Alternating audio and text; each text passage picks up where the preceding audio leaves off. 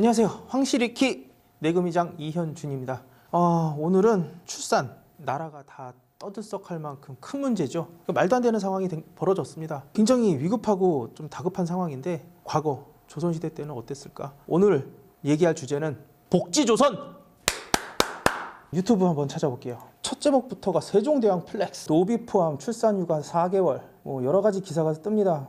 저출산, 고출산, 과연 조선시대에는 어떠한 정책으로 출산을 장려했을까? 조선시대의 출산 정책이라 삼봉 정도전 선생께서는 그런 이야기를 하셨어요. 임금의 하늘은 백성이다라고 했습니다. 인본주의를 기본으로 한 국가 정책들이 실행될 수밖에 없었던 거고요. 실록에 보면은 세종 8년 정도로 이야기가 나와요. 세종께서 원행을 나가셨는데 굉장히 힘들게 일하고 있는 관노를 발견합니다. 물었죠. 너 왜 그렇게 힘들어? 물어봤더니 며칠 전에 아이를 낳았는데 지금 바로 나와서 일을 하랜다. 어떡하냐? 야, 너 며칠 쉬고 나왔어? 7일 쉬고 나오라고 했길래 7일 쉬고 나왔다. 왕께서 생각하시기에는 황당하죠. 7일 쉬고 나와서 일을 할 수 있어? 산모가? 아이 어쩔 수 없어. 이거 안 돼.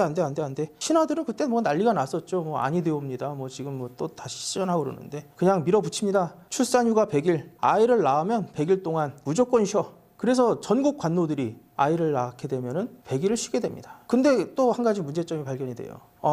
출산 전까지 노동이 너무 심하다. 아이를 낳아도 금방 사망하든지 아니면은 사산된 아이를 낳던지 비극적인 경우가 많이 발생을 하기 때문에 이러한 문제를 좀 해결해야겠다 싶어서 앞에다가 또 30일, 그러니까는 산전 30일 그리고 산후 100일, 무려 130일의 휴가를 주게 됩니다. 법령상으로는 90일 출산휴가라고 이야기를 하는데 그것보다도 거진 2달 이상 더 길잖아 이거. 게다가 또 아내만 쉬면 안 되잖아. 누가 수발해? 남편이 또 산후에 30일 휴가를 추가로 받게 됩니다. 이것은 지금 남자들이 출산휴가를 잘해야만 2주 정도 쓰나요? 그거에 비하면은 세종조 때는 법령으로 30일 무조건 쉬었습니다. 사람이 많을수록 나라가 부강해지고 힘이 생긴다라고 생각을 했었기 때문이에요. 조선시대 때는 인구가 곧 경쟁력, 군사력, 모든 힘의 원천이었다고 봐야 됩니다. 조선 말기 때 정조대왕 승하 이후에는 또 탄관오리들이 득세를 했었기 때문에 그 이후에 또 보릿고개니 뭐니 그런 말들이 생깁니다. 출산을 앞두고 있고 또 생각을 하고 있고 또 결혼을 하려고 하는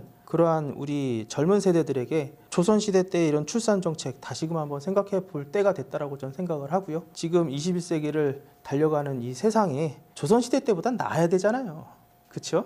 다시금 우리가 많은 자손들을 볼 수 있는 세상이 됐으면 좋겠습니다. 세종조 때부터 쭉 그런 출산 정책이 이어져 오다가 임진왜란 때 한번 크게 인구가 줄죠. 그리고 나서 병자호란 때도 마찬가지예요. 인구가 한번 또 크게 훅 줄어요. 그러고 났는데 오히려 인구가 줄었음에도 불구하고 출산 정책이라고 하는 것들이 좀 모호해졌습니다. 왜냐하면은 이게 모내기가 도입이 됐기 때문이에요. 식량 증산이 굉장히 크게 증산이 되게 되면서 굳이 그런 정책이 없어도 인구가 자연적으로 폭발적인 증가를 했었기 때문에 인구는 순환하게 이제 증가를 해왔다. 일단은 수발될 사람이 필요하잖아요. 대가족 제도가 아닌 상황에서는 그러한 수발을 갖다가 거들어줄 사람이 굉장히 부족하고 없습니다. 특히나 노비라고 하는 시스템에서는 더더욱 그렇다고 좀 보고요. 그나마 자신의 남편이 곁에서 갓난 아이와 산모를 보살핀다라고 하면 그 자체가 굉장히 큰 힘이었을 거라고 저는 생각을 합니다. 그렇죠. 요즘에도 다둥이 낳으면 뉴스고 어디고 그런 데서 굉장히 좀 이슈가 되잖아요.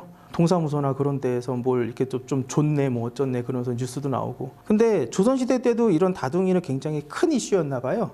셋을 낳으면은 콩이랑 별을 한 10섬씩 줬다. 그런 기록도 있는데 지금으로 치면은 대략 한 7급이나 9급 공무원의 1년치 봉급 정도를 한 번에 주는 그러한 파격적인 그런 혜택이었다라고 좀 보여집니다.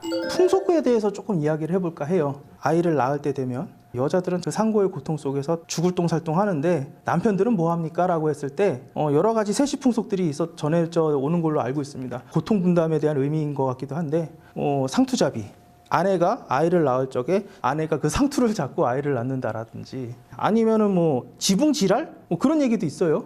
지붕 위에서 춤추고 노래하고 괴성을 지르면서 아내가 출산을 할 때까지 고래고래 소리를 지르면서 그렇게 하면서 고통을 갖다가 같이 나눈다. 그런 의미를 놓고 봤을 때는 지금의 남편들도 아내의 출산에 대해서 좀 더 고민을 하고 같이 고통을 분담을 해주고 마음을 써주는 그러한 마음을 좀 가져주셨으면 좋겠습니다. 예. 지금까지 황실이키 내금이장 이현준이었습니다. 구독, 좋아요 눌러주시고요. 다음에 또 뵙겠습니다.